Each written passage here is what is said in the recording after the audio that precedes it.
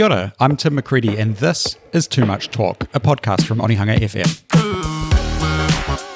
Way back in 1893, Elizabeth Yates became Mayor of Onehunga and the first female mayor in the British Empire. She famously said, "There is in both borough councils and in Parliament too a great deal too much talk." In Season 2 of Too Much Talk, we'll be speaking to those candidates vying to be the MP for Maungakiekie, as well as some local friends and commentators.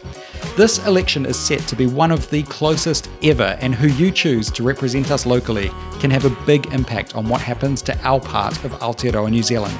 So listen in and make your vote count.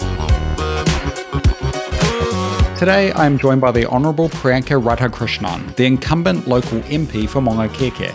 Priyanca is with the Labour Party and in addition to her commitments locally is the Minister for the Community and Voluntary Sector, Disability Issues and Diversity, Inclusion and Ethnic Communities.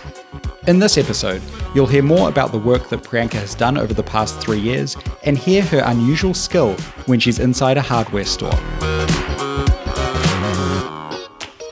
Oh, kia ora, Priyanca. Welcome along to the podcast. Thanks so much for taking the time to chat to us today. Kia ora, Tim. Thank you for having me. It's a pleasure. I'm sure many of those listening to this podcast will know you, but for those who might not, could you just give us a little bit of an overview? Yeah, sure. Well, I'm Priyanca Radhakrishnan and I'm the Member of Parliament for Maungakiekie. I'm in my second term in Parliament, absolutely loving the role. It's an absolute privilege as well to represent this area. This is my home. I live locally in Onehunga. And I'm also a cabinet minister. I've got a few portfolios that I absolutely love and feel very strongly about as well. Fun fact, the first ever home I remember when I was about 2 years old was on a street called One Tree Hill, even though it was in Singapore. I feel like it's a bit of a full circle moment being the MP for Maungakiekie. This is the community I love. This is the community I serve, and I hope to be able to continue to do that. Wow, that's an amazing coincidence. And we love fun facts on this podcast, so thanks for throwing that one in. You were, interestingly, and you've just mentioned this, but you were born in India, right? And you went to school in Singapore. Yes. What was it that brought you to New Zealand? Yes, I grew up in Singapore. I was there for, about 20 or so years, went to school there, worked for a bit there. My parents went back to India after living in Singapore for 30 odd years. And I knew it was just a matter of time before I moved as well. I was also at a point in my life when anyone who knows Singapore will know that it's a lovely place. It's very clean. It's very safe. It's very, in a sense, predictable. I wanted to kind of step out of my comfort zone. I wanted to go somewhere different where I didn't know anyone and to an extent kind of chart my own course. New Zealand ticked many boxes for me. Firstly, I've always worked in the women's rights space. And so the fact that women won the right to vote, first in the Western world here in Aotearoa, New Zealand was one that I always held close to my heart. I wanted to move somewhere that had wide open spaces, wasn't quite as built up as a city. And also I wasn't brave enough to go anywhere where English wasn't the first language. So, and I didn't know a soul in New Zealand, so it ticked that box for me as well. It wasn't like I could rely on anyone, to do what I did here. I had to kind of fend for myself, and that was attractive at that point in time as well. Yeah, amazing. So I moved here to Palmerston North in the middle of winter from sunny, hot Singapore. Fun fact for you, did you know that the mayor of Onehunga was the first female mayor in the British Empire? Yes, indeed. And that's Elizabeth pretty exciting. Yates, yeah. Elizabeth Yates, incredibly exciting. Other fun fact for you, I actually started my career in New Zealand in Onehunga on Church Street. I had my first ever job interview and worked for a refuge organisation based here. This was a long time ago now. And so it's a suburb that I have loved for a very long time. Wow, cool. Okay, so you mentioned that this is your second term as an MP. What was it that attracted you to join the Labour Party? So I joined the Labour Party about 2 years after I moved to New Zealand. it was, I kind of call myself a bit of an accidental politician, because my boss at the time was running for parliament. She got me involved in her campaign. And then I found out, my family's always been small p political. Always, we've been taught from a young age to think through issues and to debate issues and read about them, but never been party political. So when I came here and started volunteering on her campaign, I found out a bit more about the Labour Party. Helen Clark was Prime Minister at the time. And a lot about Labour in terms of Labour values, I found reflected the values that I've been brought up with and that I hold on to. And at the time, Labour, I could see the work that the Labour Party and government was doing for migrant ethnic communities more broadly as well. And I thought that was really important as the makeup and the demographics of New Zealand changed. Yeah, cool. So I joined and I stayed. Yeah, interesting. And interesting that does overlap with some of your ministerial portfolios that you've been working on. We'll come back, we'll talk about that in just a minute. But first I wanted to talk about Maungakiekie. So you're obviously the incumbent, and it's a seat which you've held since the last election in 2020. I was going to ask you, what is it that connects you to Maungakiekie? But I think you've already touched on quite a lot of that. So you live there and your first job was in Onehunga. But is there anything else you'd like to add to your connection to Maungakiekie? Yeah, look, I love this electorate. It's an incredibly diverse electorate in every which way. Every part of Maungakiekie has its own identity or its own characteristics, the different suburbs. About 35% of this electorate is made up of people from ethnic communities, about 14.5 Pacifica. We've got, a pretty large young population as well, particularly here in Onehunga.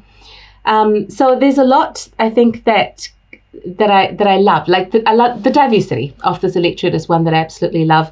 We've got a really large number of community organisations based in this electorate as well. That, of course, is the sector that I come from prior to entering Parliament. So yeah, I think just there's some things that connect me with this place, but there's a lot that I love about this place, and so I choose to call it home and love representing it. Yeah, great. And on that, we in the first episode of this podcast series, we spoke with Denise Lee and Josephine Bartley just about the work of councillors versus local MPs and how they work together and the issues that local MPs get involved in. If you think back over the last 3 years, what are some of the highlights that you would point to in terms of your work as a local MP for Maungakiekie? Yeah, so interesting. There are some overlaps there in terms of the work. And also, it's a separation that I have come to realize that local residents don't often hold in their minds. So I get a lot of requests from constituents around, for example, issues with local roads. That sits squarely in the Auckland Transport, Auckland Council area of work. But of course, as an elected representative, I can lend my voice to a number of those issues, and I often have over the time that I've been the local member of Parliament. One of the issues when I stood for this electorate for the first time back in sort of 2016, 2017 was housing. I remember talking to a young woman, she was a mother of 2 young children, lived in the electorate. I happened to talk to her in her last week where she had been working as a teacher aide in a local school. Typical story, she'd gone over to Australia for a while, she'd gotten married, had a couple of kids, wanted to come back home so that she was close to family while she was bringing up her kids here, and was living with her family for what she thought would be a temporary period of time. When I met her, it'd been 2.5 years. She'd been living in like a 3-bedroom family home with about 16 family members, and had to leave the job she loved because she couldn't see herself affording her first home here. So housing has been a massive issue. It's one that I've advocated strongly for in terms of more housing builds in this area. We've delivered about 500 public homes in Maungakiekie alone, with 460 on the way in train at the moment. And it's something that I'll continue to advocate for, because this is a great place to live. There are more families wanting to come here, so we need housing for them. The flip side of that is role growth as population increases here for our local schools. So I've been advocating so much of my role is a connector role as a member of Parliament. Schools have issues, they'll come to me. It might be that conversations with the ministry aren't quite going as they planned, or there's some hiccups along the way. I can broker those conversations. I know how Parliament works. I know how government works. It's also useful being a local MP on the government benches, because the conversations you're having are with colleagues as well. So I feel that's so much better for electorates in a sense. So I'm proud of the work that I've done there in terms of brokering some of those conversations and relationships. When the trains stopped in Onehunga, that was a massive issue. Auckland Transport was being really iffy about whether they'd put on bus replacements. I lobbied hard for those bus replacements for Onehunga, and they put them in. I'm sure lots of other people lobbied as well, but that's part of my role, is to push for these things to ensure that I've got the backs of my constituents, And so those things that I feel proud about. The other point that I'll make really quickly, so some of it is the larger, sort of more structural changes that you want to see for your area. The other part of the role of a local MP is the individuals that we work with in my office, that we collectively work with. There have been a number of, as I mentioned, we're a diverse electorate when it comes to ethnicity as well. I've worked personally with a number of individuals who've had some really gnarly, interesting immigration cases, where my background and my worldview, I guess, or perspectives as someone off from an ethnic community myself, has meant that I've been able to understand the context that they come from, and I've been able to lobby for them. And we've had some really positive outcomes from that as well. And I feel strongly that speaks to why diversity is important in the House of Representatives. Yeah, great. Thanks for taking the time to explain that, because I think it definitely is a bit of a black hole sometimes when people try to think about the different roles within government and what it is that a local MP does. So that's really helpful. So I think it can be obviously quite satisfying when you're able to help people out and make their lives easier. And I know that this is a job that you love and that you want to have again. But what would you say is the hardest thing about being a local MP? The hardest thing at the moment, it's the fact that we don't control the local roads and we can't fix all of them.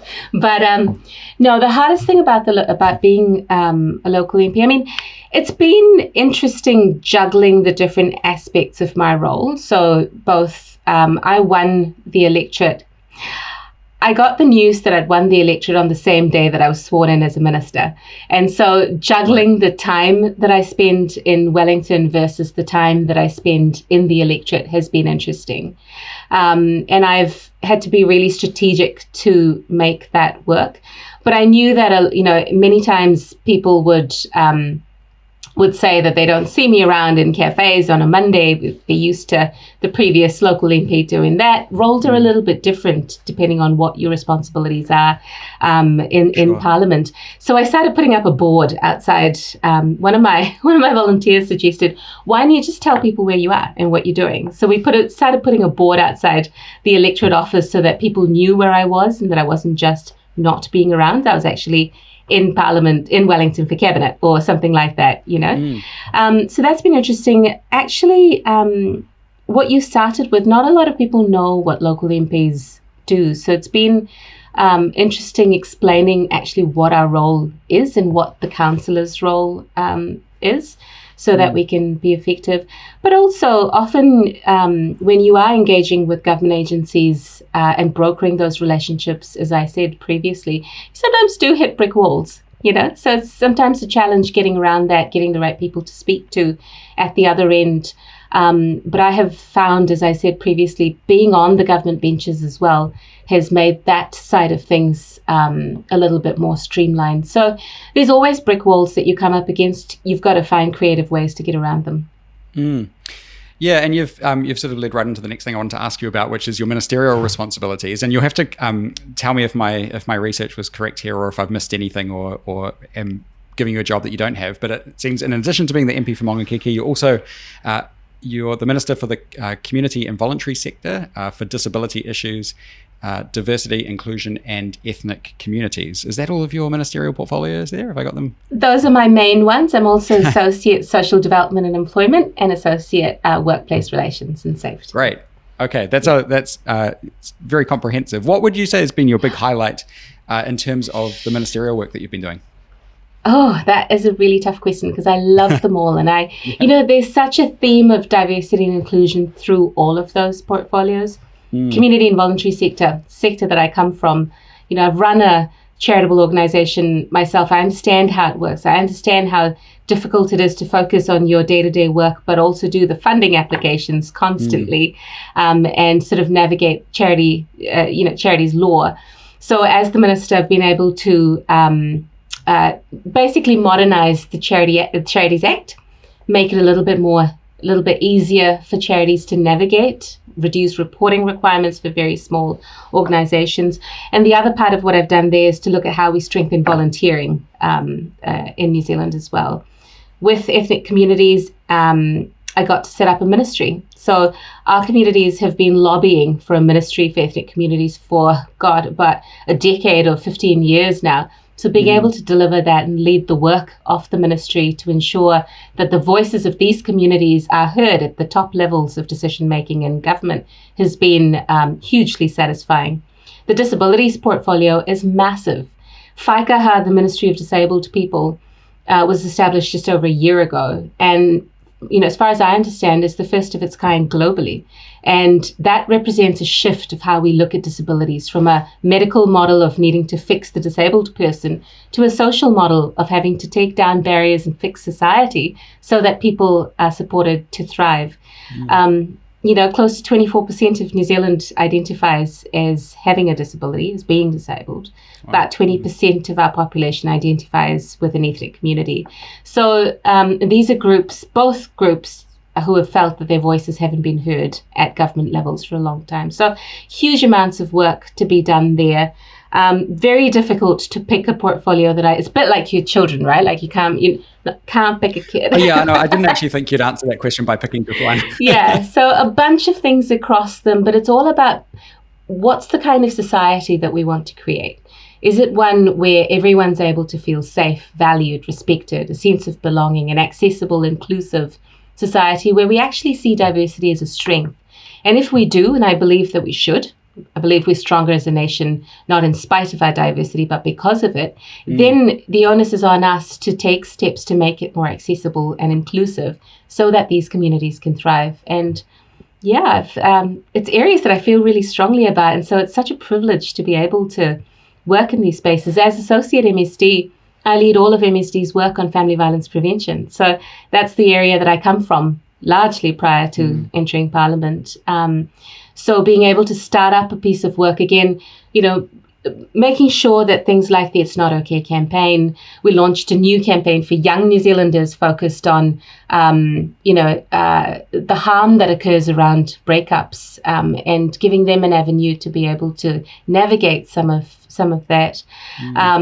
A whole stream focused on looking at family violence within ethnic communities, progressing the work for Pacific and Māori communities in those spaces as well, making sure that we, for the first time, we've got a 25-year vision to end family violence. MSD plays a significant role in that. So ensuring that we fix those gaps so that people stop falling between them and dying.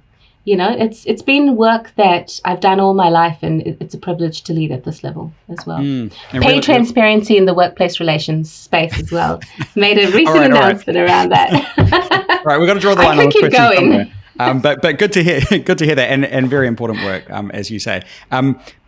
But for the rest of this podcast, we'll zoom in on Maungakiekie. We'll talk about a couple of local issues. Sure. I wonder when you're out and about talking to people in Maungakiekie, obviously not on Mondays because you're sitting around the cabinet table in Wellington on that day. But when you are out and about, what are the big issues that you're seeing and hearing from people that you think they'll be thinking about as they go to vote in this election? You've already touched on public transport and housing, but don't know if those are the things you're hearing at the moment. Yeah, look, I think transport's always been a significant issue, particularly for Onehunga, and I think it will continue to be. I think it's fair to say I've been knocking on a number of doors, particularly of late, and a lot of what I'm hearing is around the cost of living and just the struggles, when you're at the petrol pump or at the supermarket. And so that's an area that we're focusing on more broadly as a government, as a party. We've got a cost of living plan that includes things like free prescriptions, so scrapping the $5 prescription fee. I've been visiting local pharmacies who've told me that they've seen a significant uptake in local families accessing medication because it's free now. And in fact, I was talking to a pharmacist when a young man and his child came in, and the first question they asked was, do we have to pay for the prescriptions currently? And, they don't have to anymore. So that's helping to keep local families healthier and out of the hospital system. Half price free public transport for those under 25 is another way in which families are being supported to save some money. Extending 20 hours free early childhood education to 2-year-olds as well. Free dental care eventually for everyone, starting with those under 30. So all of those things are either things that we're doing or we've committed to doing and costed if we are to form government post October 14th, that will have a specific benefit on local Maungakiekie families as well. I also remember talking to some older constituents in their flats who told me about the benefit of the winter energy payment for them, because they're now being supported to be able to pay for heating through winter months. So cost of living is definitely one that is on people's minds at the moment. The other is around safety as well. So we've had quite a spate of, whether it's ram raids or burglaries around the area, and I've, as much as I can, popped in to visit each of those businesses once something like that has happened. Liaised with our local cops as much as possible to ensure that they're getting the support that they need. Sometimes they haven't heard from victim support, so that's the kind of practical things that I can do as the local MP to connect them to support services, and also talk to them about what we're doing in this space. It's a gnarly area. There's no silver bullet there, but it's definitely one that's on people's minds at the moment as well, along with things like housing and public transport, as you've mentioned. Yeah. The other thing about Maungakiekie that's quite interesting is that it's a bit of many people call it a sort of a bellwether seat, right? It swings back and forth. It's sort of swung between National and Labour. There's also a candidate running from the Green Party and one from ACT. What do you think it is that you offer that sets you apart from the other candidates that are running? Yeah, I'm the only candidate who is a sitting MP at the moment. So, if Maungakiekie is after an experienced and an effective Member of Parliament, I believe that I am that. I've been in Parliament for two terms. Having been in government myself, I understand how both government and Parliament works. And so I can make, so much as I mentioned of my role is about making those connections. I know how and where to make those connections for local businesses, schools, community organisations and individuals. I live locally. I live in Onehunga. I can say that I'm the only candidate who lives in Onehunga as well. And I live local. I love the area. I know what the issues are, and I can affect change in Parliament. Yeah. So okay, let's fast forward then a few years, and let's just say you're back again as the MP for Maungakiekie. What is your vision for Maungakiekie? What would you like to see that little part of Auckland become? The slice of paradise. As I said, firstly, we are a very diverse electorate. I want us to be, I guess it's a microcosm of what I want to see our society to be more broadly. A place that is safe, whether that's on the streets, at home, at work. One where we take down the barriers, we understand the different people who live here and understand where they're coming from a little bit better. I want to build communities. It's not just, so it's about the people, it's about ensuring that as we increase our housing numbers, we do so in a way that we also increase public transport options so people can get around in ways in which they choose. I've been talking to local groups who want better walking and cycling routes across Maungakiekie. So I've actually sat and mapped these out on a map to figure out where our cycling and walking routes currently exist, where they end, and I will advocate for better options, whether that's bus, train, walking, cycling, so that then you also free up the roads for those who do need to drive, and there will always be those who do. But climate change is an issue, and we all, it comes down to the electorate level as well. When you have better transport options, then you're also addressing some of those drivers of carbon emissions and climate change more broadly. We need green spaces. I think we're blessed to have one of the best parks right here in terms of Cornwall Park. But as we build housing, public transport networks, we also need to make sure that we have those public green spaces for children to play in, for families to take a breather in. It's the healthy thing to do as well. Then there's the social infrastructure. So you've got the public infrastructure of the area that we live in, and then you've got the social infrastructure, continuing to support local community organizations. As I mentioned previously, I don't have a comparative figure, but the sense that I get going out and meeting with community organizations is that we have so many that are based here in the electorate. I've created an NGO network for NGOs to come together. Being from the sector myself, I know that sometimes you get sort of buried in the work that you're doing and often don't get the chance or the space or the time to connect with other organizations who are working with the same families. So I've provided that platform over the last 6 years that I've been here for them to come together and meet, and for them to meet directly with decision makers, whether that's in local government or ministers as well.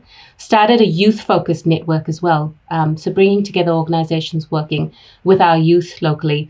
I'd want to keep those things going and continue to advocate for them and support them to get the funding and other resources that they need to be able to thrive as well. Supporting our local businesses to be able to thrive in a similar way, our local schools, all of those also add to both the vibe and the character of our electorate, but the social infrastructure of our area as well. All of that is what I will do if re-elected as the local MP.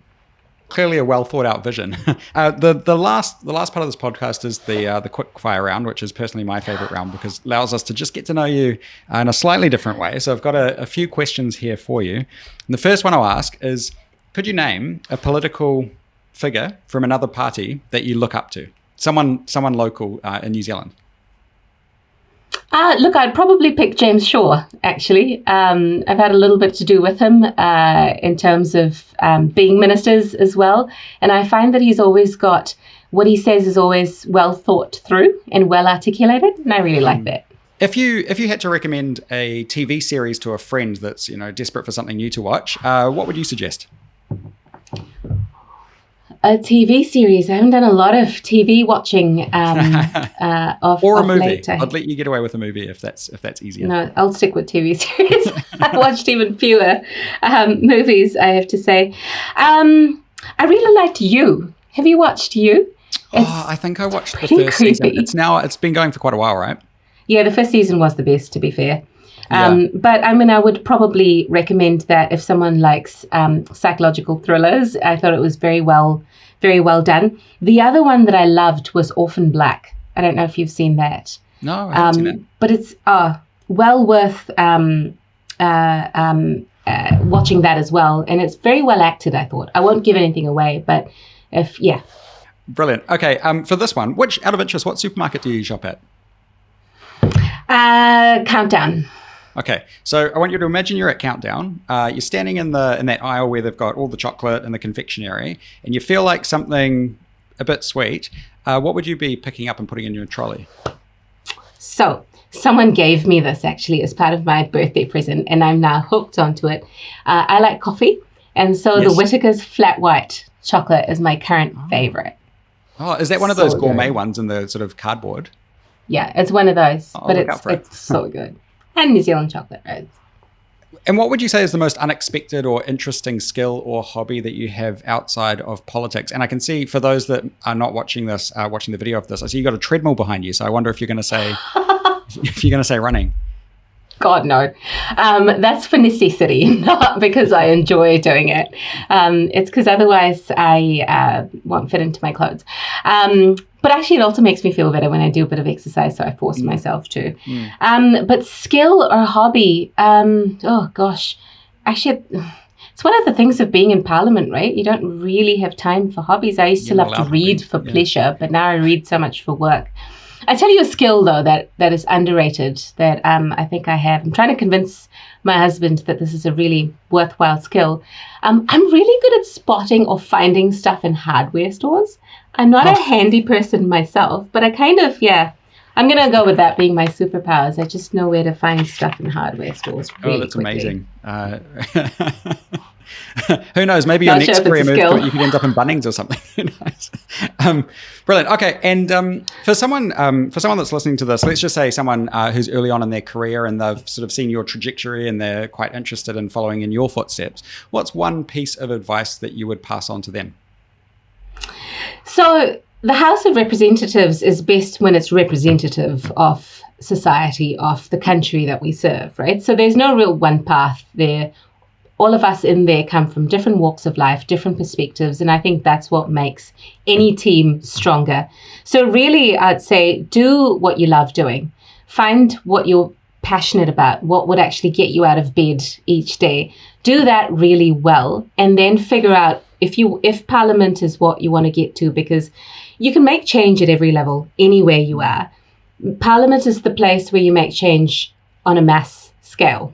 And change legislation. So if that's what you want to do, then figure out what area you feel really strongly about, where the gaps are, and what you actually want to change. And then the way that I did it was to join a political party, so find one that has values that reflect your own, get involved, and stand. Yeah. Great, good advice. And finally, what is your favorite thing about Onehunga, and why do you love it? So many things that I love about Onehunga. I think one that stands out, the overall thing that stands out for me is the vibe of Onehunga, right?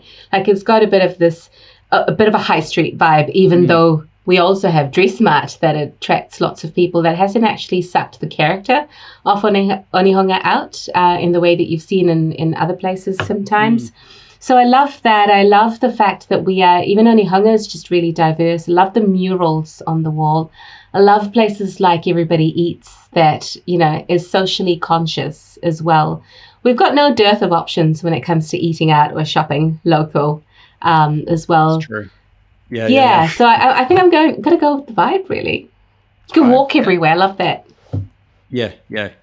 Great. Okay. And final question for the people that are listening to this that are trying to decide who they should vote for. What's your pitch to them as to why they should vote for you? You should vote for me if you want a member of Parliament who is experienced, who's effective, who loves local communities, and has your back. Nice. Oh, that was shorter than I expected, but a good answer. I keep going if you want. No. I was going to actually interrupt you, so that's perfect. Priyanca, thanks so much for taking the time to chat to us. I know this is an incredibly busy time for you, and we really do appreciate the chance to just hear a little bit more about the past 3 years and your vision for our little part of Auckland. And I think it also says something about New Zealand politics that it was almost no effort at all to get you on and to be able to speak with a cabinet minister in government. So thanks very much, and all the very best for the campaign ahead. Thank you so much, Tim. I've really enjoyed this, so thank you for the opportunity. Ngā mihi nui kia koe. Thanks for listening to another episode of Too Much Talk. We are making these podcasts to help people be as informed as they can be ahead of the election. The success of this podcast relies on people like you helping us reach a wider audience. So if you've enjoyed this episode, please spread the word about us with your friends and neighbours, or give us a review in your favourite podcast app. I'll be speaking with all of Maungakieke's local candidates in the lead up to this year's election, so stay tuned for more conversations. Connect with me on social media if you'd like to get in touch or share your thoughts. I'm Tim _McCready on Twitter, Instagram, Threads. And finally, a massive thanks to my producer Josh Couch, the creative genius behind Onehunga FM and the person who made this podcast a reality. Thanks again for listening, and don't forget to make your vote count on October 14.